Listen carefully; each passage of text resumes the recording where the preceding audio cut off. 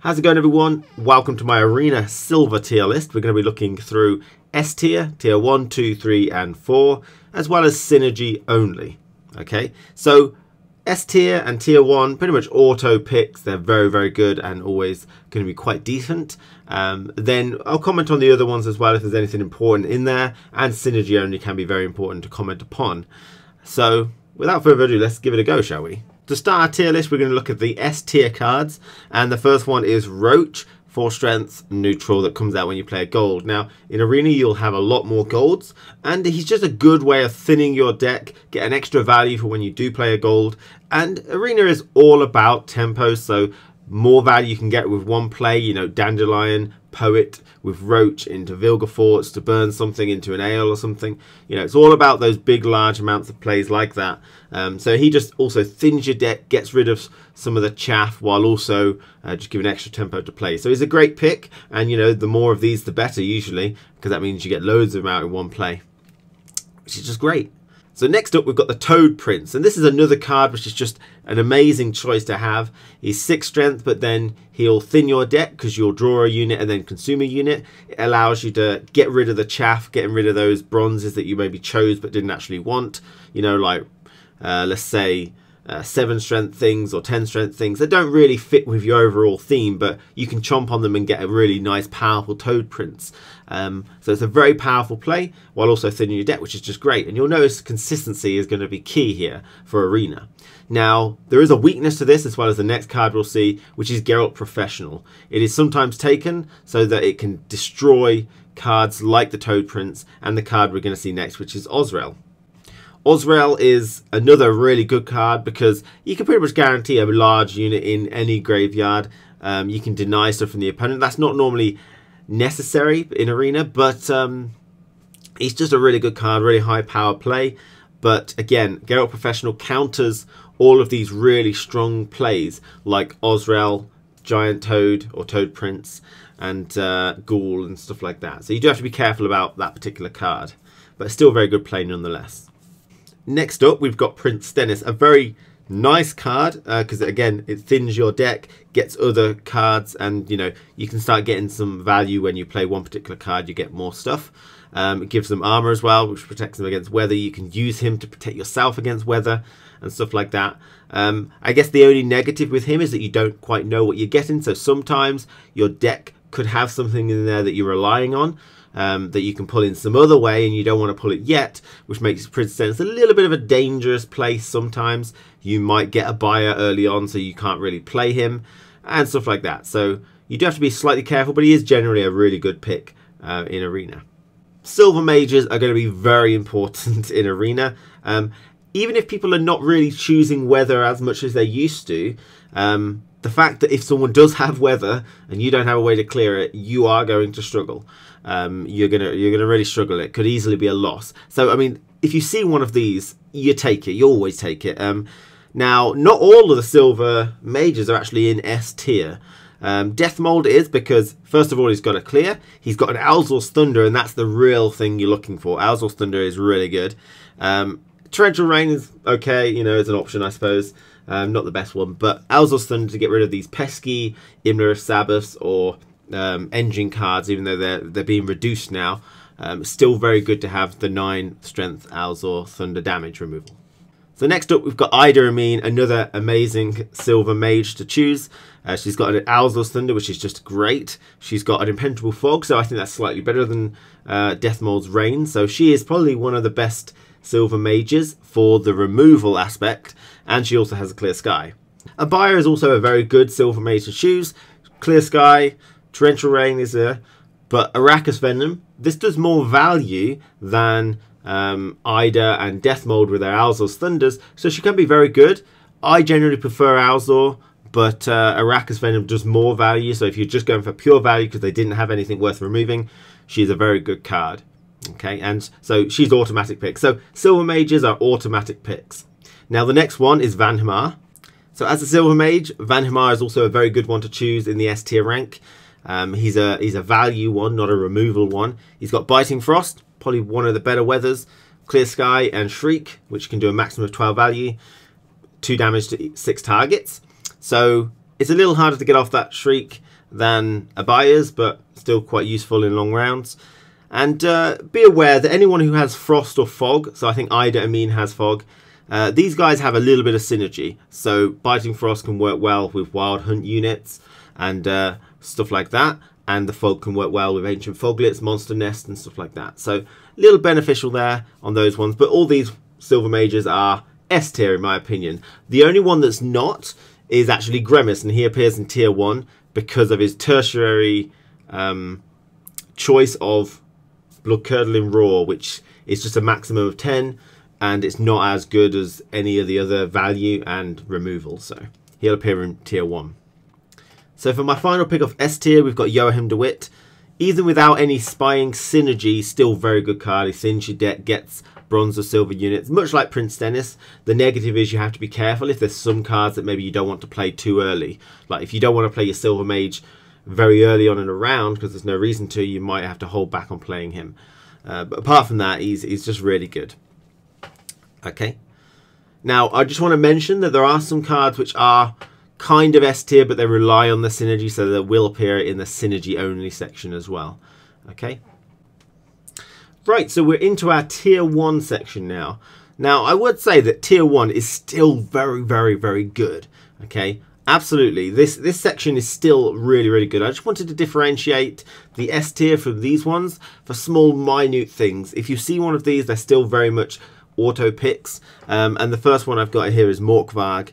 Now, carryover is not as important. A lot of people don't push round 1 nowadays. But if you get Dry Pass, dropping down a Morkvarg is going to stop a War Dancer or, you know, and just kind of give you value over turns. So having a slight bit of carryover is nice, and he is cursed, so you can pull it with different ways.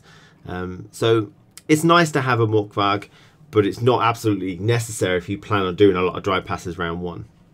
For the similar reason, Olgierd von Everich is a tier 1 card. Very nice to place him down.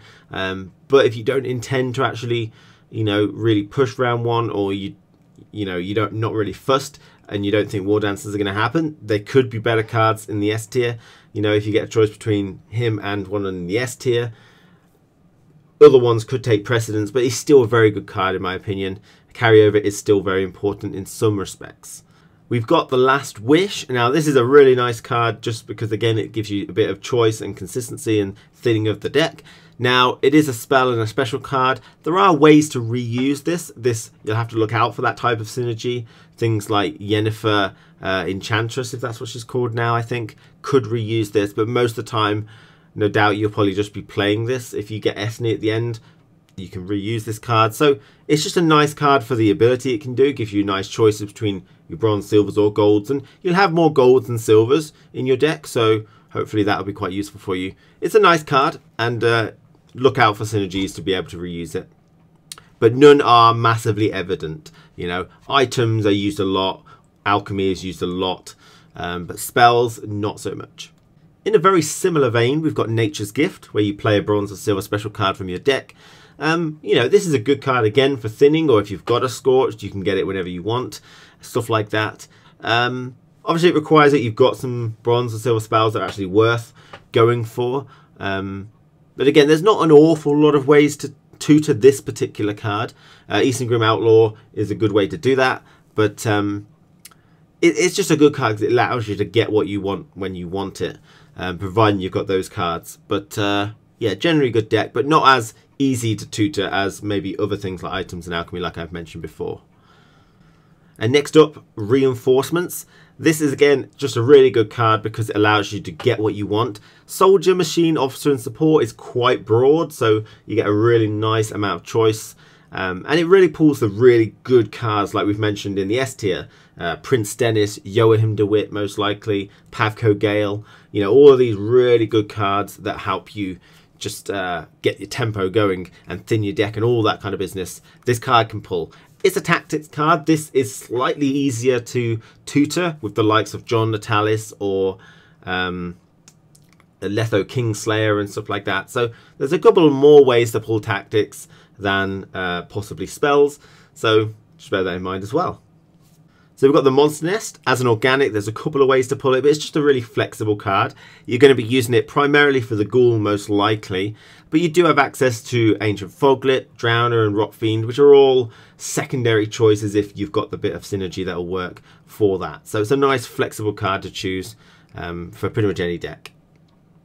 Now, Vader Maker is very similar to Silver Mages, but he does not have a Clear Sky option. He's got a lot of really good options on him though. Alzor's Thunder to remove any particular engines. I do think engines are being reduced though. People are not playing it as much, so be aware of that.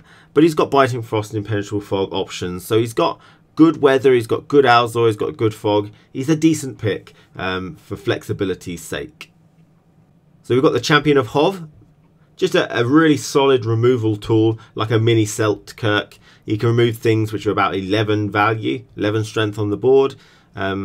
Maybe do more if you've got the way to boost him. So he's just a really nice card to play oftentimes. So here we have Gremist. Again, please remember that these tier 1 are also really very good. But I just wanted to differentiate Gremist from the other ones. I do think he's worse. He's got Rain, which is kind of a poorish option for weather. He's got Blood Curdling Roar, which is a maximum of 10 plus his value, whereas the others have got a maximum of 12 or 9 targeted removal, which is just a lot better than the 10 value here. And he's got a Clear Sky. So he's still a very good option if you don't have the other two, but I'd choose other Silver Mages over Gremist if I had a choice. Now, obviously, you could technically choose Gremist if you had Olaf Bear synergy, if you had maybe other 1 strength units that you'd like to remove. His Blood Curdling Roar does give you a couple of small flexibility choices to kill things from Howled Houndsnout or Rock Tossers or stuff like that, you know. So there's a couple of small things you could do there with the Blood Curdling Roar, which could be useful, but I much prefer the other Silver Mages myself. So to follow on that similar vein of tier 1s are still very good cards to choose, okay? Don't think that she's bad in any way. She's amazing. A lot of people struggled for proactive plays because you've got really good golds that you don't want to waste and a lot of removal that you don't want to waste. She will fit on as a good play on an empty board. She can get really high value. The highest was 25 because I hit an Olaf of 20. But she can get kind of low value as well. But she's still a very good choice, so definitely pick her. I wanted to differentiate her from the S tier, which thin your deck and add consistency, which I think is really important in Arena. So here we've got Alzor's Double Cross. You know, it's a very nice card. Allows you to thin your deck a little bit. But I put it in tier 1 because it kind of requires it to actually pull something good to be worthwhile. Just taking it and then it hitting a bronze 8 strength Farseer with no synergy or something like that, you know, from your deck, it doesn't feel good. If you get Nivellen from it and you got no movement synergy, it doesn't feel very good. But while it is still a very good card, just kind of look at your deck before you choose it and see if any of the cards block the really good ones and stuff. But it's still a pretty decent pick. So in the same vein, we've got Marching Orders, and you know, again, it's going to pick the lowest, so just try and be aware of what low cards you've got. Is it going to pull a Herbalist or a Magna Division that has no target? But I think Marching Orders is probably a bit easier than Alzor's Double Cross because you'll be picking a lot of high strength units, so you may get something which is kind of rubbishy.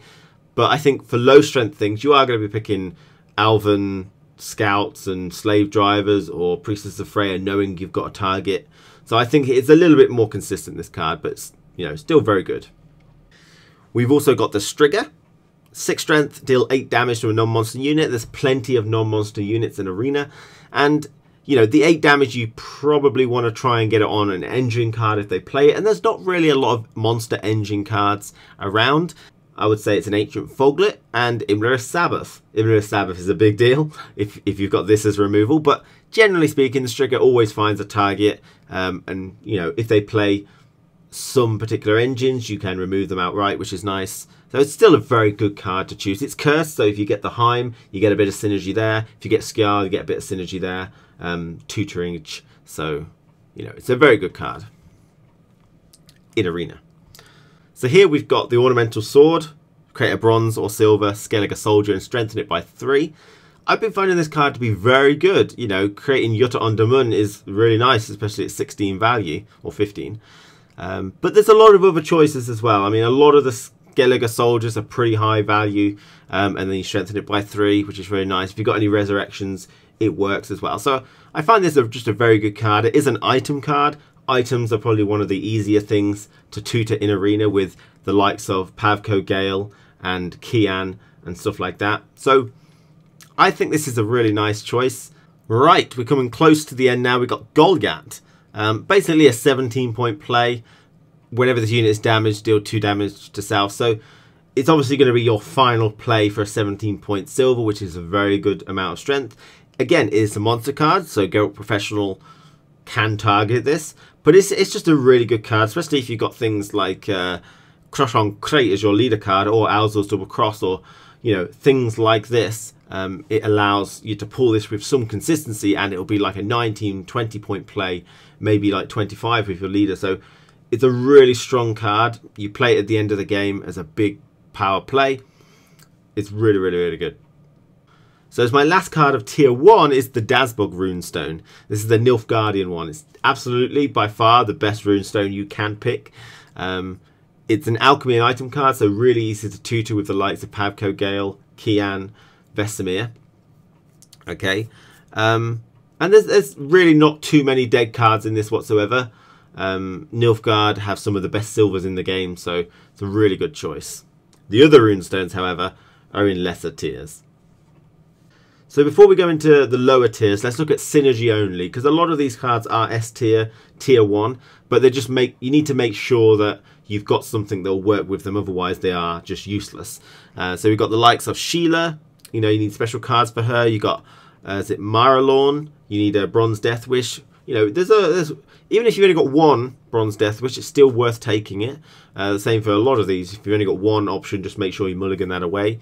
With the mulligan bug, you are pretty much guaranteed to be getting it back a lot, so it is risky. But it could be the Savage Bear, it can be Archer Spores. These are all normally good picks in Arena for bronzes, so having the Maralorn is a good pick. You've got Barclay if you need dwarves. Most dwarves are high value plays, as well. Restore, it is very situational. I think Restore is not taken very much. I think it's kind of a bad card in Arena because it can only actually do Skellige cards, and that's not going to be very useful for you. But if you do get the opportunity, you can try to. Skarl, again, more cursed units. It's very good. You don't get to choose, but if you've only got 1 option, it doesn't really matter. Really nice. You can especially go for Heim into Skarl, into Savage Bear or Archer Spore again. Then you've got things like Hattori. You may have some Scoia'tael cards you can resurrect, but again, he's probably less likely you'll take him. You have the She-Troll of Vergen. I think it's less likely she'll be taken as well, but if you do have an Archer Spore, you can get decent value for that.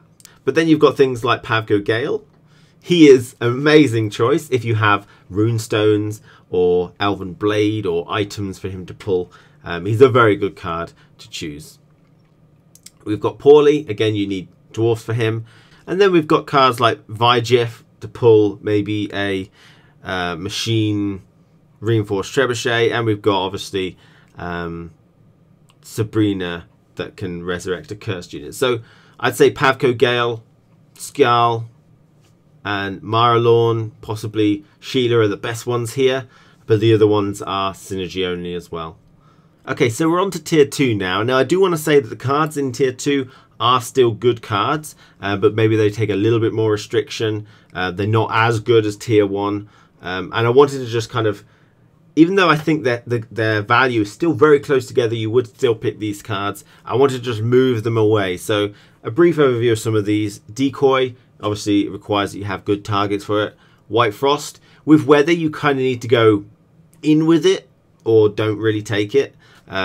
People have Weather clears, so you either got to push hard or not at all, in my opinion. So White Frost is sort of here for that reason. Vess, if you've got a lot of good cards, you don't need her, but she is really still very good, so you can stick her in. Locks are okay. The Morvood is a decent lock because he can also be used as damage. We've got Django Fett. Now on his own, he's just like a 12-point play. maybe you can mix that around with some armor or pull him out in some better way to make him more value. We've got Jutta. We've got some locks. Could be quite good. I think engines are kind of being reduced now in Arena because a lot of people get them removed and it's not really worth it. The Guardian is a very good choice here. You know, he could be in tier 1 as well. Ruining your opponent's draws, especially with the mulligan feature where you keep getting the card over and over again, is really powerful. So he is a very good card. And just be aware that in tier 2 these are still very good cards, but tier 1 and S tier are better. But these are still good cards as from choices. Summoning Circle, which is just good. Mandrake, again, is a decent card. You might not take it, but you might take it, especially if you've got stuff like the Wispess, I think it is, which can pull it, tutor it. We've got Jermaine, you know, which is decent value, especially if you've got any form of, you know, swarm potential. So they are good cards, but they do have a little bit of requirement. Foul Ale, you know, that's a very decent card, you know, but a lot of people seem to stack on 2 particular rows now, so might not find full value all the time. Parasite, good flexibility on that one as well as being tutorable. Garrison, you know, pretty good card if they're picking weather clears. That will often hit a weather clear, which is very beneficial for you. We've got Vreemed, the former leader card. He's a good pick, you know, he's a strong play for a silver. There are some soldiers that you don't kind of want, but you know, he's still very good. And then finally at the end we've got the Rune Stones, which are not the Nilfgaard one, and these are here because they've got more dead choices. Like monsters have the Crones and Morntar, which won't do very well. Squirtle has a lot of dwarfs ones, but you probably won't have many dwarfs often. Northern Realms, Botchlin, Lubberkin, Hubert, Vincent most likely won't get good value. So, you know, they're still good, but you're more likely to hit some dead cards, so your choice is reduced or possibly sometimes just very bad.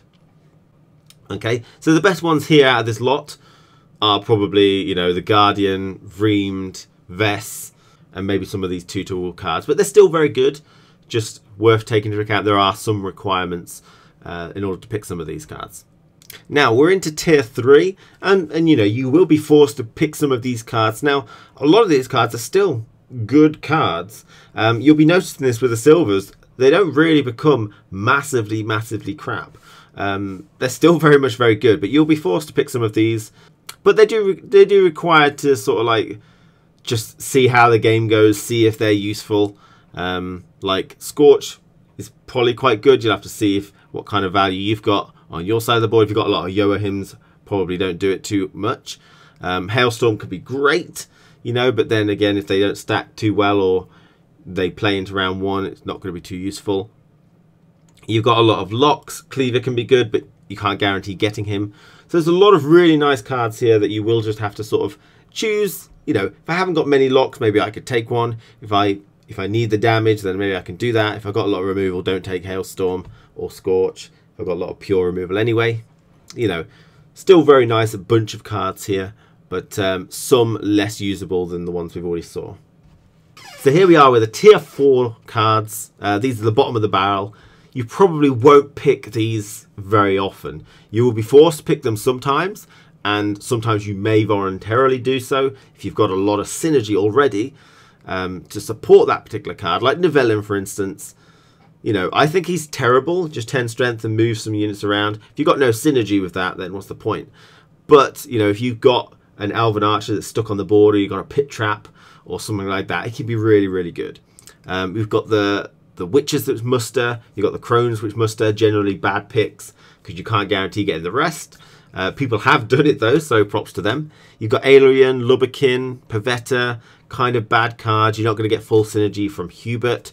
Possibly Vincent, you're not going to get full synergy. You know, D-Bomb, very specific. But there are some cards here that could really swing the game, but it's very risky. Like Sabrina.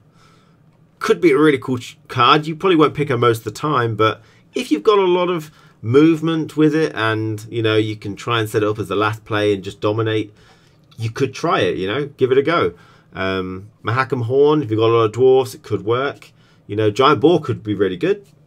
So there's a lot of cards here which are just crap, but there's a lot of cards here that are also bad but could be very good if you've got the synergies for it, if your deck allows that, if you've kind of already built it and you're getting this towards the end and you say, oh, you know, I've got Usurper and I've also kind of got Fringilla and it kind of works nicely and maybe I can do something with that, you know, or I don't know, I've got a lot of armor and I've got Vincent, or I've got a lot of weather and stuff and I got Darren and stuff, if it can survive, you know. So don't discount them all, but you know, oftentimes you just probably won't pick them. So thank you for watching this silver tier list.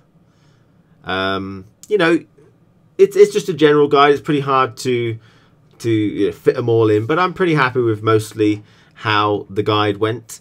So thank you for watching. Let me know if it helped or if you don't agree with a couple of things. But I'll see you again very soon, and I wish you all the best.